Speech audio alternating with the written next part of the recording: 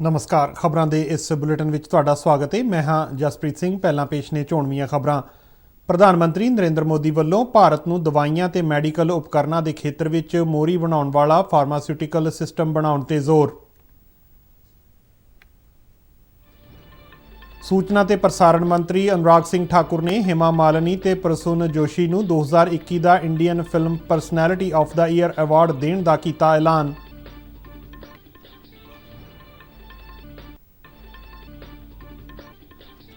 श्री गुरु नानक देव जी के प्रकाश पुरब नूं समर्पित नगर कीर्तन ਵੱਖ-ਵੱਖ शहरों में सजाए गए।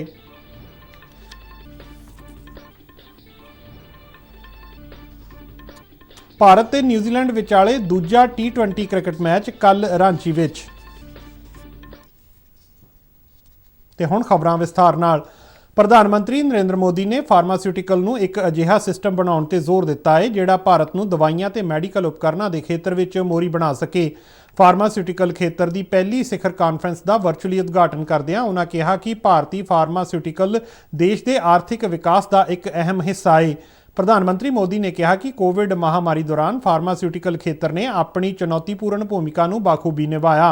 उन्होंने कहा कि भारतीय सेहत सेवा खेत्र वालों हासिल दुनिया के भरोसे दे चलदिआं हुण भारत नूं दुनिया की फार्मेसी कहा जाण लग्या है। प्रधानमंत्री ने कहा कि भारत नूं महामारी के शुरुआती गेड़ दौरान 150 तो वध देशों नूं जीवन बचाऊ दवाइयां अते मैडिकल उपकरणों की बरामद की गई। उन्होंने कहा कि भारत समुची मनुख जाति की भलाई विच भरोसा करदा है। I invite you all,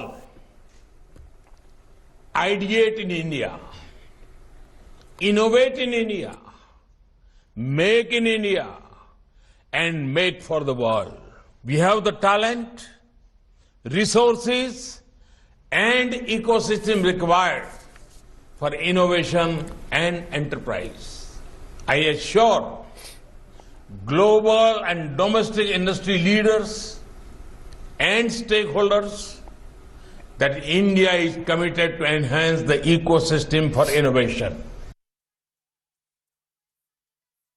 Narendra Modi ने कहा है कि पिछले 6-7 वरियां विच सरकार दीआं कोशिशां अते हमायत नाल बैंकिंग खेत्र अज मजबूत स्थिति विच आ गया है। नवीं दिल्ली विच अज एक कॉन्फ्रेंस नूं संबोधन करदिआं उन्हां कहा कि बैंकां दी माली हालत हुण पहिलां नालों बेहतर है। उन्हां कहा कि किसी भी देश की विकास यात्रा विच एक समा अजिहा आउंदा है जदों वो नवीं उमंग नाल संकल्प सिद्धि नूं हासिल करदा है। प्रधानमंत्री ने कहा कि उस निश्चय नूं पूरा करन लई समुचा देश एकजुट हो जांदा है। प्रधानमंत्री मोदी ने कहा कि देश के विकास विच बैंक अहम भूमिका निभा रहे ने अते अज जनधन खाते खोलण नाल कई लोकां नूं बैंकिंग सेवा के दायरे हेठ लिआंदा जा सकिया है।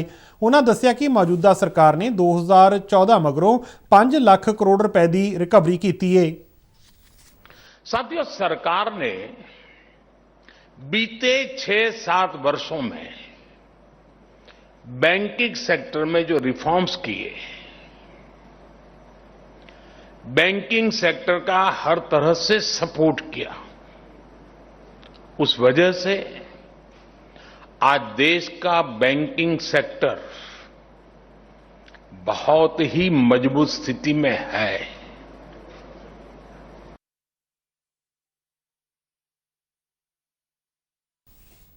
सूचना ते प्रसारण मंत्री अनुराग सिंह ठाकुर ने संसद और विधान सभावां विच सार्थक चर्चा की जरूरत ते जोर दिता है।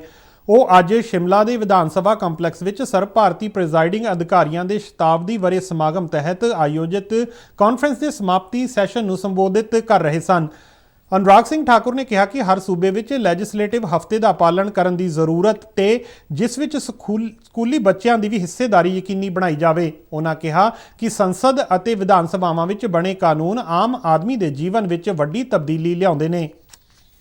यह मंच न केवल जनता की शिकायतों को सुनने तक सीमित रखता है, आपको अपनी बात उठाने का एक अवसर देता है, बल्कि उनकी आवश्यकताओं अनुसार और सुविधाओं को ध्यान में रखते हुए समय समय पर नए कानून बनाने का काम भी किया जाता है, नियम परिवर्तन भी किया जाता है और जनता द्वारा चुने गए प्रतिनिधियों को इस मंच के द्वारा जिम्मेदारी सौंपी जाती है ताकि वो जनता की आकांक्षाओं पर खरा उतर सके और उनको पूरा कर सके। इस दौरान सूचना ते प्रसारण मंत्री अनुराग सिंह ठाकुर ने ऐलान किया है कि 2021 का Indian film personality of the year award Hema Malini और प्रसून जोशी को दिता जाएगा। फिल्म अदाकारा हेमा मालिनी मथुरा तो एमपी ने और प्रसून जोशी उगे गीतकार ते CBFC ਦੇ ਪ੍ਰਧਾਨ ਨੇ। ਉਹਨਾਂ ਕਿਹਾ ਕਿ ਇਹਨਾਂ ਦੋਹਾਂ ਦਾ ਭਾਰਤੀ ਸਿਨੇਮਾ ਵਿੱਚ ਯੋਗਦਾਨ ਕਈ ਵਰ੍ਹਿਆਂ ਪੁਰਾਣਾ ਹੈ ਤੇ ਇਹਨਾਂ ਦੇ ਕੰਮ ਨੇ ਵੱਖ-ਵੱਖ ਪੀੜ੍ਹੀ ਦੇ ਦਰਸ਼ਕਾਂ ਦੀ ਵਾਹਵਾਹੀ ਹਾਸਲ ਕੀਤੀ ਹੈ। ਉਹਨਾਂ ਕਿਹਾ ਕਿ ਇਹ ਸਨਮਾਨ ਗੋਆ ਵਿਖੇ 52ਵੇਂ ਭਾਰਤੀ ਅੰਤਰਰਾਸ਼ਟਰੀ ਫਿਲਮ ਫੈਸਟੀਵਲ ਦੌਰਾਨ ਦਿੱਤਾ ਜਾਵੇਗਾ। ਭਾਰਤ ਸਰਕਾਰ ਵੱਲੋਂ ਸ੍ਰੀ ਕਰਤਾਰਪੁਰ ਸਾਹਿਬ ਗੁਰਦੁਆਰਾ ਦੇ ਦਰਸ਼ਨਾਂ ਲਈ ਲਾਂਘਾ ਖੋਲ੍ਹਣ ਮਗਰੋਂ ਸੰਗਤਾਂ ਦੀ ਆਮਦ ਰੋਜ਼ਾਨਾ ਵੱਧ ਰਹੀ ਹੈ। ਅੱਜ ਮੁੱਖ ਮੰਤਰੀ ਚਰਨਜੀਤ ਸਿੰਘ ਚੰਨੀ ਅਤੇ BJP ਦੇ ਸੂਬਾ ਪ੍ਰਧਾਨ ਅਸ਼ਵਨੀ ਸ਼ਰਮਾ ਦੀ ਅਗਵਾਈ ਵਿੱਚ 2 ਉੱਚ ਪੱਧਰੀ ਵਫਦਾਂ ਤੋਂ ਇਲਾਵਾ ਕਈ ਹੋਰ ਸੰਗਤਾਂ ਗੁਰਦੁਆਰਾ ਸਾਹਿਬ ਵਿਖੇ ਨਤਮਸਤਕ ਹੋਈਆਂ। ਇੱਕ ਰਿਪੋਰਟ। श्री गुरु नानक देव जी के प्रकाश पुरब मौके चारों पासे खुशी का माहौल है। भारत सरकार वालों गुरपुरब तो पहला करतारपुर साहिब गुरुद्वारा जाण लई लांघे नूं खोलण ने इस खुशी नूं 4 चन्न लगा दिते ने। मुख मंत्री चरणजीत सिंह चन्नी अपने मंत्रियों नाल लांघे राहीं गुरुद्वारा साहिब गए अते इस लांघे नूं खोलण लई भारत सरकार दा धन्नवाद कीता। जो साडीਆਂ ਅਰਦਾਸਾਂ ਸੀਗੀਆਂ ਉਹ ਪੂਰੀਆਂ ਹੋਈਆਂ। ਲਾਂਘਾ ਦੁਬਾਰੇ ਤੋਂ ਖੁੱਲਿਆ। ਇਹਦੇ ਲਈ ਮੈਂ ਪ੍ਰਧਾਨ ਮੰਤਰੀ ਜੀ ਦਾ ਤੇ ਹੋਮ ਮਿਨਿਸਟਰ ਸਾਹਿਬ ਦਾ ਵੀ ਧੰਨਵਾਦ ਕਰਦਾ। पंजाब BJP ਦੇ ਪ੍ਰਧਾਨ ਅਸ਼ਵਨੀ ਸ਼ਰਮਾ ਦੀ ਅਗਵਾਈ ਹੇਠ ਇੱਕ ਵਫਦ ਗੁਰਦੁਆਰਾ ਸ਼੍ਰੀ ਕਰਤਾਰਪੁਰ ਸਾਹਿਬ ਵਿਖੇ ਨਤਮਸਤਕ ਹੋਇਆ ਅਤੇ ਅਮਨ ਚੈਨ ਦੀ ਅਰਦਾਸ ਕੀਤੀ। ਸਤਨਾਮ ਵਾਹਿਗੁਰੂ ਸਤਨਾਮ ਵਾਹਿਗੁਰੂ। कॉरिडोर खुलने के बाद हमको ये जाने का सौभाग्य प्राप्त हुआ। देश के प्रधानमंत्री जी ने कोरोना की महामारी को कंट्रोल में लेने के बाद गुरुपूर्व के पूर्व में ही इसको खोलकर नानक नामलेवा संगत को एक तोहफा दिया और वहाँ हमको जाके आनंद की अनुभूति हुई और हमने अपनी स्टेट के लिए, पंजाब के लिए और देश के लिए अमन शांति भाईचारा बना रहे इसकी कामना और प्रार्थना की है। देश ਦੇ ਵੱਖ-ਵੱਖ ਹਿੱਸਿਆਂ ਤੋਂ ਪੁੱਜਣ ਵਾਲੀਆਂ ਸੰਗਤਾਂ ਵੀ ਲਾਂਘੇ ਰਾਹੀਂ ਗੁਰਦੁਆਰਾ ਸਾਹਿਬ ਵਿੱਚ ਮੱਥਾ ਟੇਕਣ ਦਾ ਮੌਕਾ ਮਿਲਣ ਤੇ ਬੇहद खुश ਨੇ। बहुत अच्छा लगा जी, दर्शन अच्छे हो गए, खुले दर्शन हो गए। जिस तरह मंगते थे खुले दर्शन दिदारे वो खुले दर्शन ही हुए है तो बहुत अच्छा लगे। इन्ना रश नहीं हैगा सी, तकरीबन साढ़े नाल 5-10 बंदे ही गए थे। बाकी अच्छा लग्या उत्थे लोगों ने आप भगत बड़ी की उन्होंने। बड़े टाइम की जो अरदास है वो पूरी हुई है।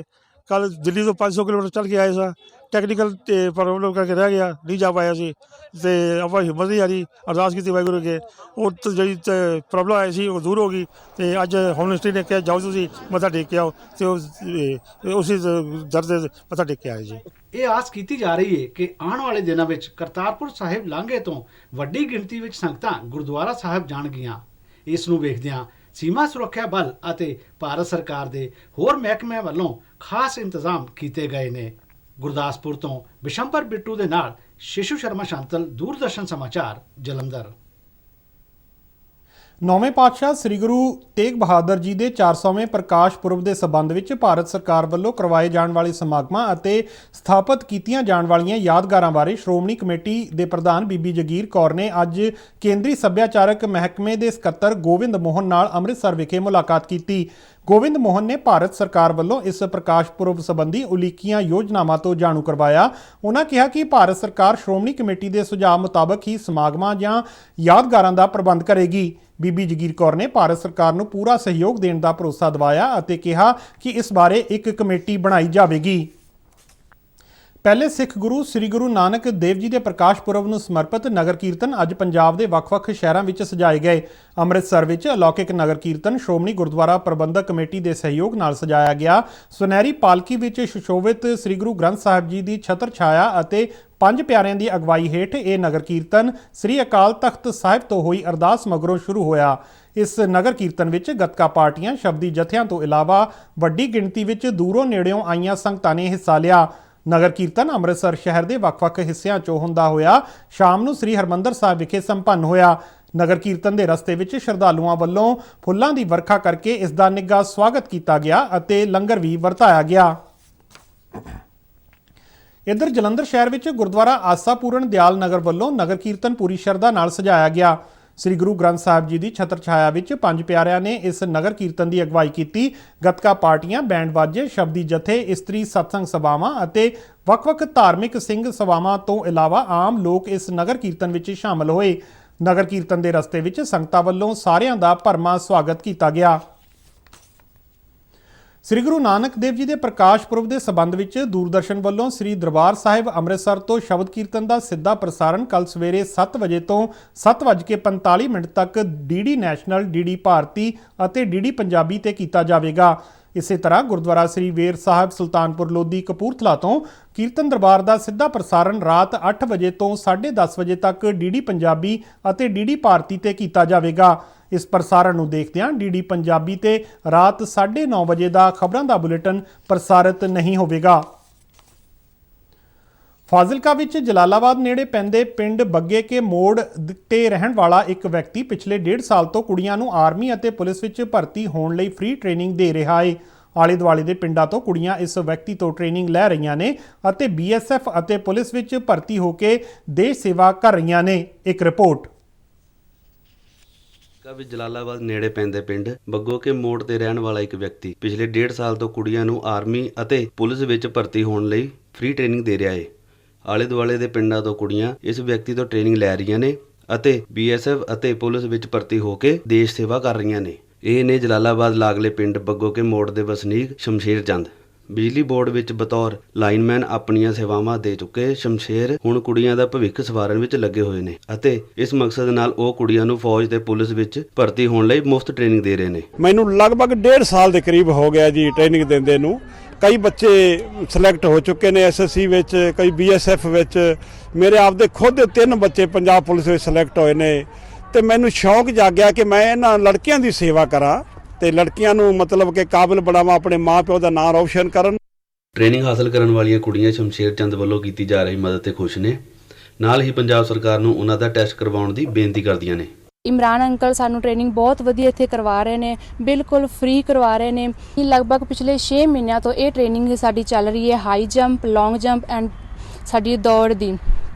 ਇਹ ਸਾਡੀ ਟ੍ਰੇਨਿੰਗ ਪੂਰੀ ਹੋ ਚੁੱਕੀ ਹੈ, ਪਰ ਸਰਕਾਰ ਸਾਡੇ ਟ੍ਰਾਇਲ ਨਹੀਂ ਲੈ ਰਹੀ। ਇਸ ਕਾਰਨ ਸਾਨੂੰ ਸਰਕਾਰ ਅੱਗੇ ਇਹੀ ਅਰਦਾਸ ਹੈ, ਉਹਨਾਂ ਅੱਗੇ ਬੇਨਤੀ ਹੈ ਕਿ ਸਾਡੇ ਟ੍ਰਾਇਲ ਜਲਦੀ ਤੋਂ ਜਲਦੀ ਲੈ ਜਾਣ। ਸੋ ਆਈ ਰਿਕੁਐਸਟ ਟੂ ਗਵਰਨਮੈਂਟ ਉਹ ਸਾਡੇ ਜਲਦੀ ਤੋਂ ਜਲਦੀ ਟ੍ਰਾਇਲ ਲੈਣ ਜੋ ਕਿ ਪੰਜਾਬ ਪੁਲਿਸ ਕਾਂਸਟੇਬਲ ਦੇ ਆ।